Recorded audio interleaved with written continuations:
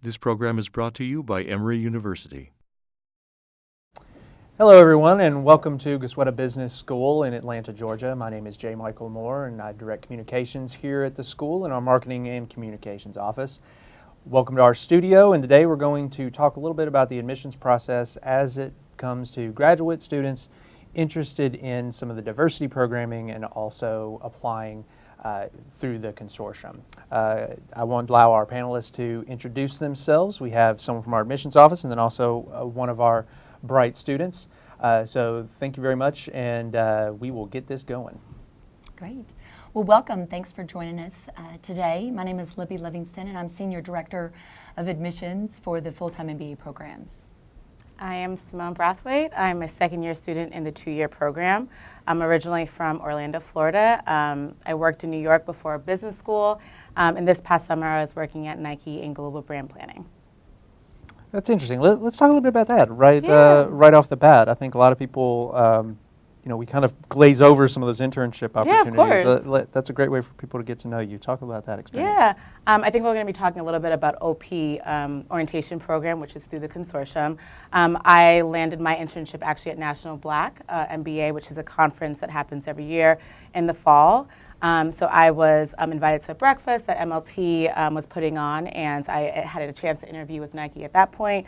Nike has been my dream company for a very long time, so it was really awesome to get a chance to be with them this summer and receive an offer thereafter to come back. So, yeah. Exciting. Libby, I'll throw it over to you, and let's talk a little bit about the Goizueta experience and how we position ourselves. Sure. Well, excited to share kind of our value proposition and want to start off with that. So we're the only business school in the nation to combine three areas. One is our world-class business education.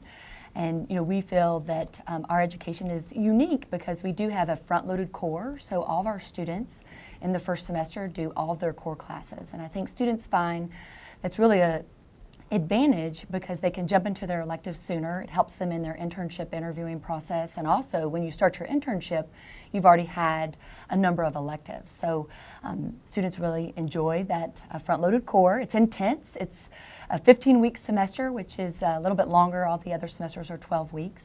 We also have a very experiential program. So students starting in that first semester are able to connect with companies, do project work, working in teams, and so we also feel that that's a huge advantage with our education experience. Second is our small, intimate environment.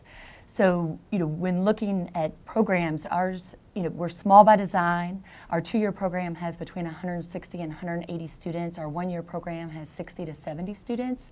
So you're in an environment where you're going to get to know all of your peers very well. The relationships that you can build with faculty as well as staff is very deep, and you can engage with our alumni so easily, and so it's a really unique kind of community and experience here at Goizueta. And then third is the city of Atlanta. So it's a great global city, great business city. It's also a very livable city. It's a very affordable city too, something to think about when you're going to be on that student budget. But we're able to easily tap into the companies that are here. We're number 3 for Fortune 500 headquarters. When you look at the Fortune 1000 companies, 750 have a presence here. So it's very easy for us to connect our students with those companies, and we take advantage of that. So that's really the combination of the world-class education, the small, intimate environment, and then also being located in Atlanta is our unique opportunity here at Goizueta. And nothing like a good Venn diagram to really describe a business school experience. What attracted you to Goizueta? I mean, obviously there's this framework that we talk about a lot, but we know it's a very personal decision. Totally. And a lot goes into it. When you look back a year ago now, I guess, what really drove your decision? I mean, I think that all of the programs that I was looking at were or had world-class education. So they were going to give me, great academics, real experiential learning is something that Goizueta does better than a lot of other institutions. But I would say that the intimate learning environment was something that really attracted me. I went to the University of Florida, go Gators, undergrad. So I went to a big institution. I did the college town thing. But at the point in my life where I was, a year and a half or so ago, I wanted to be in a city. I was living in New York at the time, and I didn't want to have to compromise being in a city that had access to great restaurants, great companies that were actually there as well, headquartered there. When I was going to business school. And I also wanted my teachers, my professors to know my name. That was something that I didn't receive at the University of Florida, although it was a great education that I received there. At the end of the day, I didn't feel that deep connection to faculty and staff. And I was definitely able to get that here. I remember visiting for the first time, and I got a sense of the real community that was at Goizueta. And it was something that you couldn't necessarily understand unless you actually immersed yourself somehow, if you had the conversations with other students, if you visited the campus. But once I did, I realized that that kind of environment would enable me to thrive. Being able to talk to my professors about, okay, should I go here or here for a full-time job, which I've been having those conversations.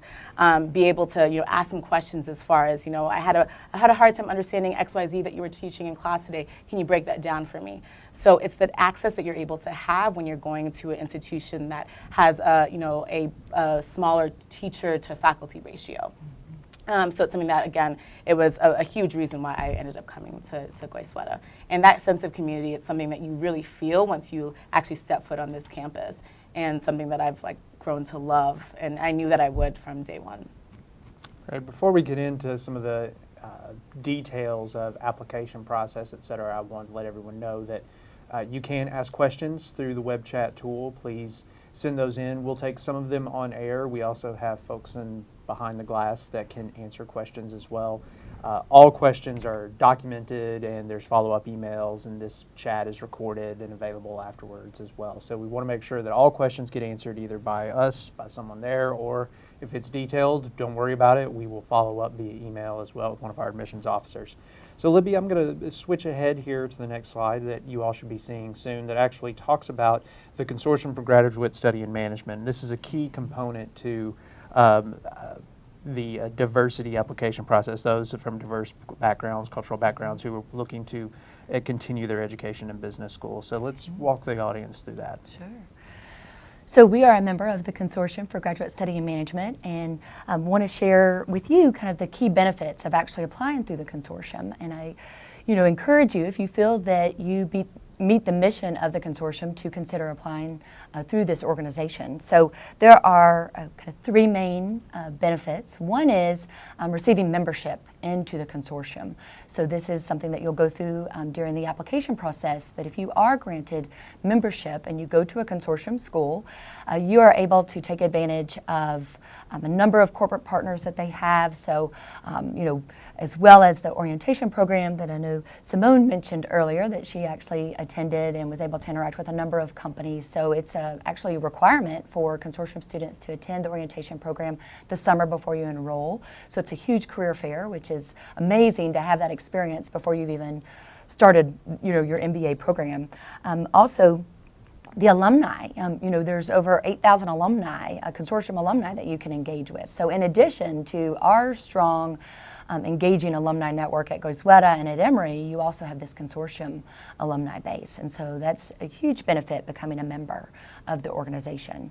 Second is the fellowship opportunity. So this is an opportunity, if you get membership, that you can be considered for, and we offered, the consortium schools offered over 380 of those this past year, which is a full tuition fellowship, and it also covers fees. So a huge advantage of, something to be considered for during this process.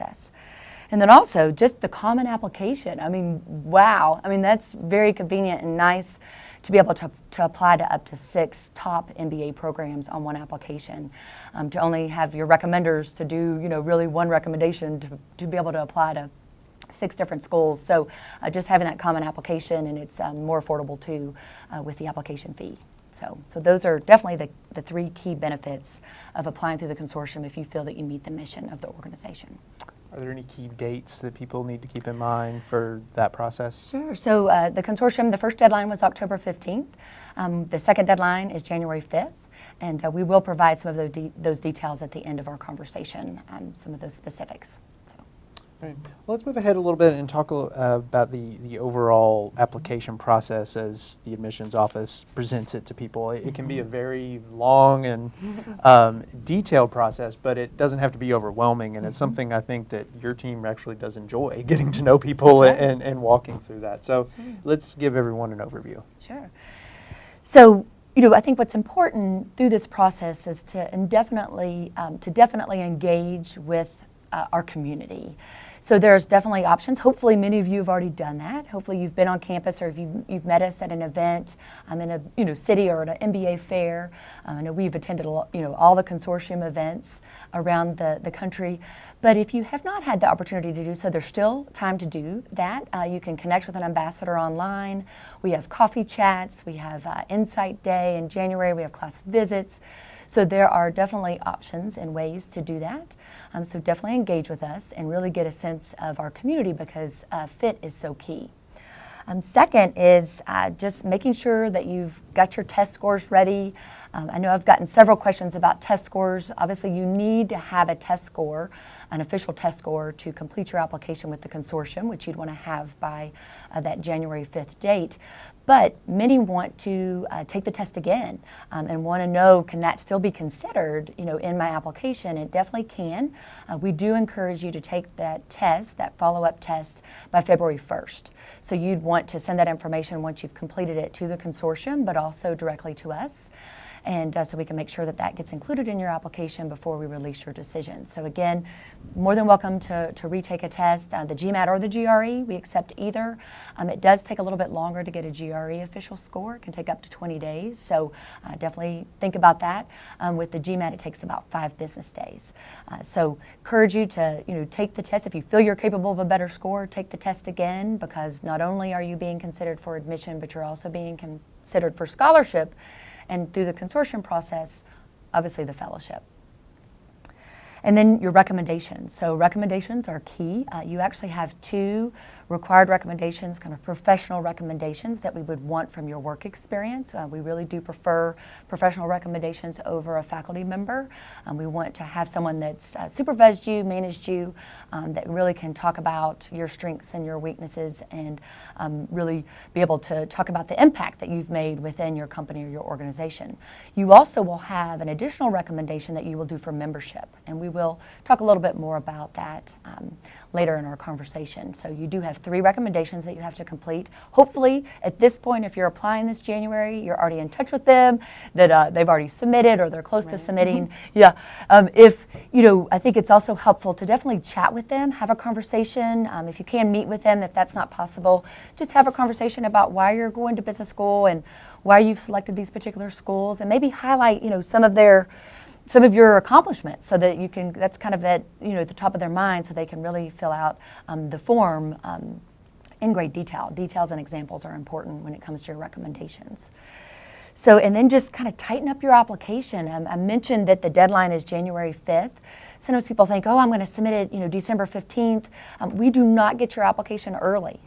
So take this time to, make sure that it's the best application that you want to put forward. If you want to work on your essays a little bit more, maybe you want to have somebody read your essays, maybe give them the question, give them the essay without the question, see if they can tell you what the question is. But take this time. We will receive your application after the January 5th deadline. It's quickly, it's that week, but they do not send us applications early. So don't feel like you've got to rush to do that. Take the time that you need to tighten it up and make sure it's at your best. And then, ranking your schools, we will talk a little bit more in detail about this, but ranking is part of the process that you will do before you submit your application. And you need to be sure that you've engaged with the schools. As I mentioned when I started this conversation about engaging with us before you submit your application, really engage with all the consortium schools before you submit your application with those rankings. What are some ways that are still available to engage with Goizueta in particular? I know this is a busy time of year, lots of year-end things that everyone has to do with the holidays, or maybe Sure. you know, still employed, closing out business for the year, et cetera. So, what are some ways that the admissions office looks to engage with folks at this time of year? Definitely. So what a great way right now is that we have winter break coffee chats, and so that information has just been put online, and we have students that are all around the world this winter break, and many cities in the U.S., and so definitely check that information out, and you can connect with them before the new year, have coffee. Even if you can't actually meet them, you can set up a phone conversation, maybe looking for someone that's interested in something that you're interested in doing and pursuing career-wise. So definitely encourage you to check out that information online. I went ahead and switched slides to be in a little more detail about the application process, but I want to have our student panelists take a chance and talk through your process of interacting with Goizueta, deciding on Goizueta, getting your application ready. Right. It's a lot, but I Totally. find that as I talk to prospective students, it really helps to talk to someone who's been through it and kind of hear a real life story. So what's your elevator pitch on Well, I'm like the cautionary tale. I ranked and I applied for round 1 for Consortium. So I ranked before I actually stepped foot on Emory's campus, which is a no-no. You want to make sure that you do your research. That's number 1. So you could kind of like whittle down the schools that you're interested based upon what they're offering, their rankings and all of that stuff. But then the whole engaging piece is something that I definitely didn't value as much as I should at the time. So I think that's important just from the culture standpoint when Libby was talking about just making sure it's the right fit. And it's one of those things that you don't fully understand, like I was saying, until you're actually talking to students or visiting the school and really understanding, you know, this is the type of student that thrives here. This is the type of student that this school attracts. So I would say that that's super important. I did that after, so I went to the diversity event inside Goizueta in November when I submitted application in October. So then when I was here, I was like, wait, there's something special about Goizueta. And so I was in constant contact with Libby for one, and then also other people within admissions as far as, I think I made a mistake as far as my rankings. It's really important to me that they understood, it was important to me that they understood that I really wanted to be here. So I was engaging throughout, you know, the next couple of months just to ensure that they knew that this was still a priority school for me. I'd rank them 2 instead of 1. So that's the cautionary tale as far as making sure that on top of your research, you're having those conversations really early on to gain a sense, again, what the school's culture is like and what school makes the most sense for you. And that's a very individual, you know, decision for you.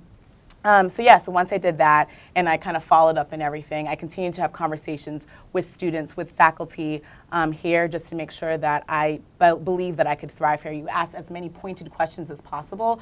You know, ask students like, why did you decide to come to XYZ school? If you're interested in a specific niche field, you know, how can I get there? How can I land this dream job by attending this school?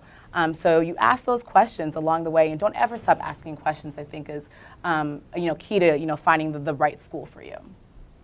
You mentioned the Inside Goizueta conference, Yeah. and we have a question that just came across there. It's a great opportunity to get to know the school, and the whole school gets involved. I mean, Yeah. it's a nice event that we host.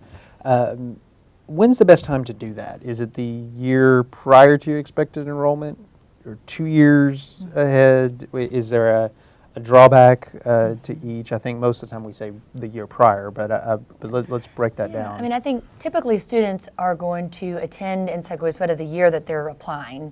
But if you do plan to apply in round 1, you know, we do see students that want to apply in that early October deadline. Attending the year before is completely fine. But I think the majority end up applying in the consortium round 2, and they attend the diversity conference that year. Our diversity conference is always the beginning of November, and Simone has been was the chair this last year, and did an amazing job with that conference. So if you're early in the process, definitely consider attending Inside Goizueta. Yeah. So let's go into the application process. I've left that slide up for a while, so hopefully everyone's had a chance to kind of read through it. And if you have any questions, please feel free to submit them, and we're happy to answer. So Libby, Sure. do your thing. Yes, indeed. So students can apply to 6 out of the 18 schools through the consortium, and Emory will count as one of those 6. But we're unique because we also have our, we have our traditional 2-year program, but we also have our accelerated 1-year program. And what's nice is that you can actually apply to both of those programs through Emory. So if you're, some people know for sure they just are interested in the 2-year program, but if you're considering both, please apply to both the 2-year as well as the 1-year. We will ask you kind of what's your primary program of choice at the time that you're submitting your application. But just want to make sure that you realize that you can apply to Emory as one of your 6 schools, and then within Emory you can apply to our 2-year as well as our 1-year program. And you're going to receive, there's 3 key decisions that take place during this process. So the first is you're going to apply, through the consortium. We will receive your application once it's complete, and we will, if you apply this January, you'll fall on our January deadline date, and we will receive your application, process it, and review it just like any other application that we've received in our January round. So the schools will release their decisions based on their timeline. So if you apply to several schools, you're going to want to look to see when the release date for that particular round is for that school. So in our situation, our January round, the release date is March 3rd. So all students that apply through the consortium on January 5th that have a completed application will get their decision by that date. But the other schools that you've applied to, it could be a little bit later, it could be a little bit earlier. That is information that you need to look up for those specific schools. The second piece is membership. So I've brought this up a couple times. You will be considered for membership in the consortium, and that is to see if you meet the mission of the consortium, the organization, and you will complete an essay question as well as a recommendation to be considered for membership. And I mentioned this, those are the only 2 pieces of information that they look at when considering you for membership. They're not looking at your ethnicity, they're not looking at other pieces of your application, they're looking at your essay as well as your recommendations. So it's very important that you address how you meet the mission, specifically through activities that you're involved in, through maybe you're involved in organization within your company, an affinity group, maybe you mentor, whatever it may be. You need to be very clear. And the consortium is focused on African Americans, Hispanics, and Native Americans, and getting them into business, and so in business in general and business school. So think about that mission and how you will address that through this essay as well as through the recommendation. And then kind of the third decision is the fellowship, and this is where the rankings actually come into play. And you will, when you submit your application, you will list the schools in a particular order, and that is the order that the schools have the opportunity to offer you the fellowship. So if you apply to 3 schools, you get admitted to all 3 schools.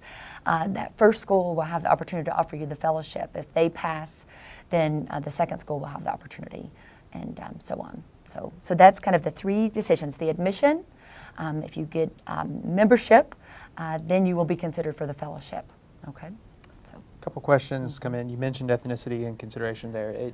Do you have to be considered a United States minority to be considered a consortium member, or to be a member of the consortium? Right. You do not have to be of those ethnicities to be considered for membership, but you do need to show how you meet the mission of the consortium that is focused on those ethnicities. So, but anyone of any ethnicity can apply to the consortium.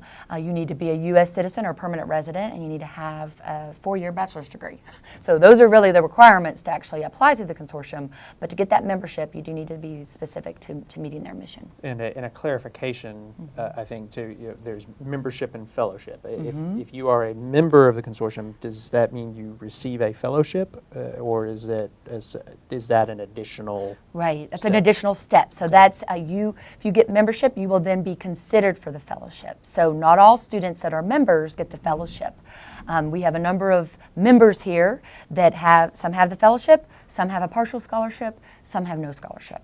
So, but if you're a member of the consortium, you have all the same benefits. Besides that money piece, you have all the same benefits. So, but it is 3 steps, and so just because you get membership does not mean that you'll get the fellowship.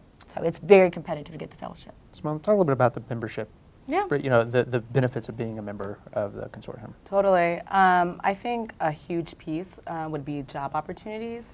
So by going to that conference, OP, before school begins, you begin preparing at that point for interviews. So before you're even on campus, you're interacting with companies, you're interviewing, you're sitting down with them, you're crafting your star stories and everything ahead of time to prepare you for those interviews. And it puts you well ahead of your classmates who aren't starting that process until they actually get on campus. And what I loved about OP was that it wasn't just, okay, we're interviewing with this company. It was you had a chance to really interact with them. So there'd be lunches, dinners, breakfasts, networking receptions. So you began to understand kind of the cultural piece of the companies and determine early on, like, this makes sense. I'm going to really shoot for this interview, or this doesn't make sense for me. I'm going to pass on this one. And so it provided a lot of opportunities, again, for that interaction with those companies. And then I would say it's the network that you have as a result of being a member of the consortium, not just within whatever school you choose to go to, but just as a whole. I'll see people that are members of consortium at other networking events, or with different jobs. If I'm doing an interview, if I'm on campus in another company, and those ties that you make from OP last throughout. And that's at that point they're part of my extended network. Those are other people that I can tap, 5 to 10 years down the line, just because I had access to them, or I had a chance to interact with them through OP. So there's so I think much. those are two of the There's big so much ones. to Yeah. getting a job besides the actual interview. Totally. Isn't Yeah. what we continually find Yeah. out, that the interview sometimes is the easy part. Right. Is the sitting down and going through that. It is about networking and knowing people Yeah. and finding company fit. Yeah, and so many of my classmates ended up landing their internships from OP. So they stepped foot on campus, kind of not having to worry about that. And that's a huge part of what your first semester is, as far as like, this is recruiting. I'm trying to land this internship on top of the academic piece of it and all of the core work. So being able to kind of push that to the side, or maybe I'll try to interview with a couple places, but it's not something that is like a pressing need because you may have an offer at another place. That's a huge burden off your shoulders. And you're able to then kind of help your classmates to ensure they're in the right place as well. And kind of talking about, when this starts, I know you mentioned it's really early. It actually, the deposit deadline for the 2-year consortium students is April 15th. The 1-year students is a little bit earlier. It's actually March 24th because that program starts early May. But soon, like kind of that mid-April, literally once we receive the deposits of those consortium students, you start that prep process, because OP is in early June. Yep. So that prep process starts really early, as Simone was saying, and it's a huge advantage for students. And Goizueta, just shout out to our program, does such a great job preparing you for OP. And it's something that you're working with the career CMC on, immediately, like you were saying. And it's the mock interviews. It's like you end up scheduling, mock interviews with your classmates. It's the handbooks that you receive. All of this to make sure that you are prepared once you get to OP to really just kill it. Do a great job and land those internships. Moving on, Libby, I went ahead and flipped to the rankings process, and I know I'll be honest, I've worked for the school for almost 5 years, and it seems like every year I need to have this rankings process kind of explained to me again. Not because it's complicated. Yeah. Most of it is I'm not doing it every year, and I need that refresher. But let's walk through this a little bit and then talk about the receiving money, because there's the fellowship opportunity. There's also our scholarship opportunities, which is the same application. Don't need to fill out a separate application. Right. You got lots of notes here, so Sure. I'll let you go with it. So just kind of want to give a little bit more detail about the the actual fellowship process and the ranking process. So number one, don't try to game the system. You put your number one school after you've engaged with all the schools and you've really gotten a sense of the fit and what's going to be the best for you. That is how you should rank your schools. So your number one school, you would rank number one, and process kind of that way. So it's important to note that you can only get the fellowship from one school, okay? So as I mentioned kind of in an example before, you apply to 3 schools, you get admitted to all 3 schools. Let's say that first school, let's say they offer you that fellowship. So then school second, the second and third school, they don't have the opportunity to offer you the fellowship, but they can consider you for other scholarship opportunities that they have. So that's how, schools handle that. Let's say that if your school number one, they admitted you, but they decided we're not going to give the fellowship, we're going to give maybe a partial scholarship, and then your school two would then have the opportunity to offer you the fellowship. If they pass, then school number three has the opportunity to offer you the fellowship. But you are only offered the fellowship at one school, so just want to make sure that that's clear. And also, once you submit your application, you cannot change your rankings. And so again, it goes back to making sure that you've done your research and that you've engaged with the different schools so that you don't make any mistakes when it comes to submitting that information on the deadline. Rankings determine the order in which you're considered for the fellowship. The consortium fellowships, the majority of that money is actually from the schools. So it does come, it's our funds that we are providing for those fellowships. And we also get questions about, hey, life happens and sometimes you need to defer. We can actually consider candidates deferring your admission. It's not automatic, but it is something that can be considered. If you are deferred admission, that's possible, as I mentioned, but the fellowship does not defer. So you would have to go through that process the next year and go through the application process through the consortium to be considered for the fellowship again. So I think that's important to keep in mind. So hopefully that helps with kind of the rankings and the fellowship. But I do want to touch, because I think if we go on to kind of just looking at scholarship, because it's like, okay, maybe I didn't get the fellowship from Goizueta. How am I going to be considered for a partial scholarship or other funds? So the fellowship process takes place in kind of early March.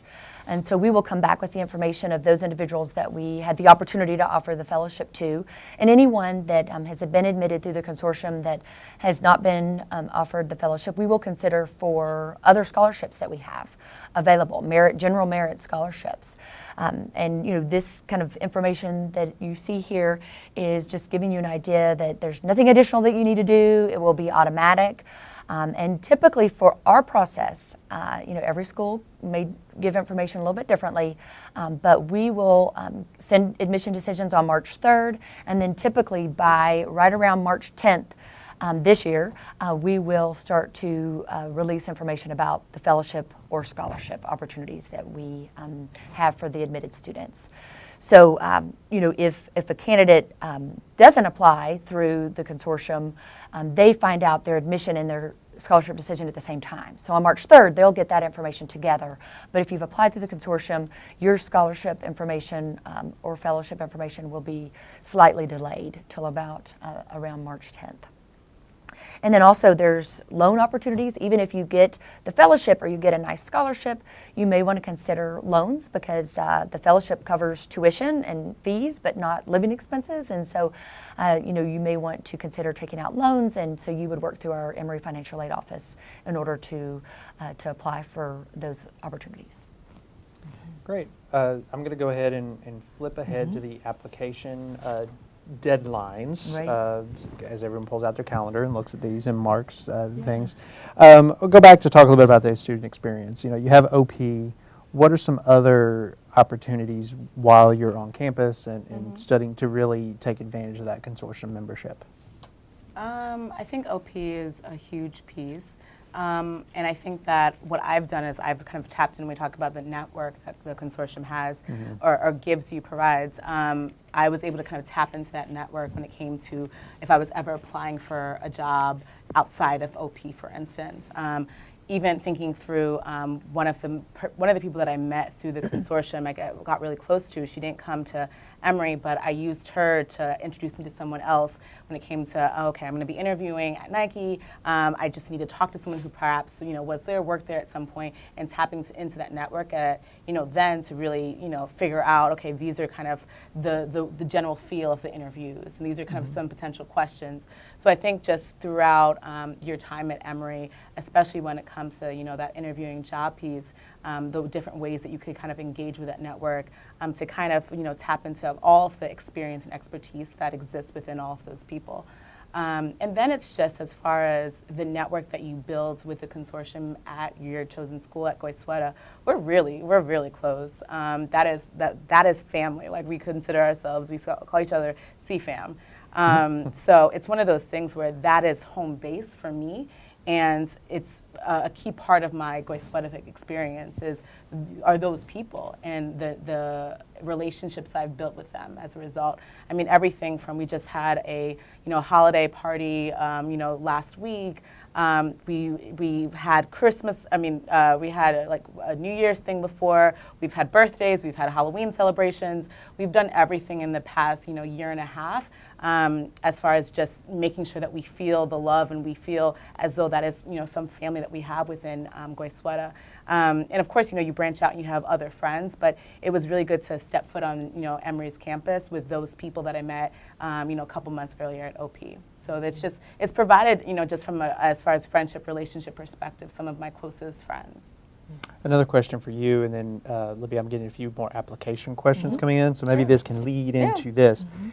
For these folks who are working on their applications, what's the one thing that you wish you knew at that point, or what's the one piece of advice you would have for them, whether it be their essay or the thing that you're like, man, if I just knew that or didn't sweat over that as much, it would have been a lot easier? Besides the whole ranking thing, I would say that it's really important to properly craft your story.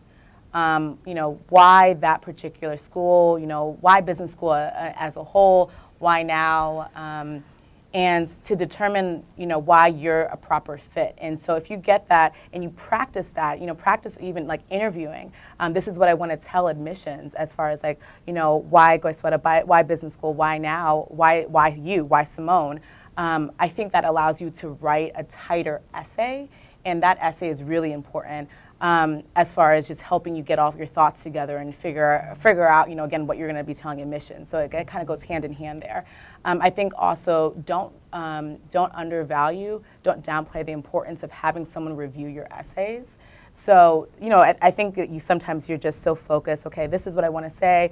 I don't want to have people look at it just yet. It's not perfect. Whatever the case is, get out of your head. Have people take a look. As Libby was saying, give it to them without the prompt and see if they could determine what the question actually was. I think those extra set of eyes on, your essays or just kind of having someone mock with you for an interview are super important, just because you think that you will have all of the answers and you think why you're the perfect fit for this school, but until you actually have to articulate it, that's a whole nother thing. That's a whole nother beast. So just make sure that you kind of tap into your networks for support and for help throughout the admissions process, recruiting process. And I'm sure many people are getting asked, now, why are you doing this? Why are you getting this degree? Yeah. So take that as the opportunity to share, tell your story, because the more you practice it, the better you'll be able to articulate it. Totally. So. Yeah, and I think one of the things, you talk about the interview process and things that you've told me before, is that so why do you want to get an MBA? It's not a trick question. It's really just something that you want the honest answer. Right. And I think it's just being authentic. Be yourself. Don't tell us what you think you want us. We want to hear. Be yourself. That's what we want to get to know you. So. Who should, though? You mentioned earlier about recommendations. You wanted an employer or somebody there, but for other recommendations, what's the admissions office advice on what those should look like, the makeup of people writing recommendations for you? So we definitely want individuals that have managed you or supervised you. So we do realize that sometimes you can't really ask your current manager because maybe they don't know you're going to business school. So we realize that can happen. So just thinking about a past manager, you can always look at a coworker, you can look at a client. But it is important to have someone that has worked with you closely, that can give examples and details, because we get a lot of good recommendations. We really, you want yours to stand out with some details. So now when it comes to the mission, the membership recommendation, that is something that you have more opportunity to think about. It doesn't have to be someone from your professional experience. It could be somebody from a community organization. And and I don't know if that, kind of on that note, thinking about membership, what were some of the things that you shared to be able to kind of share that you've met the mission of the consortium? I think it's important to be as specific as possible as far as how you demonstrate that mission. I remember that I went twofold. I talked about what I was doing within my organization. I was working at a PR agency at the time.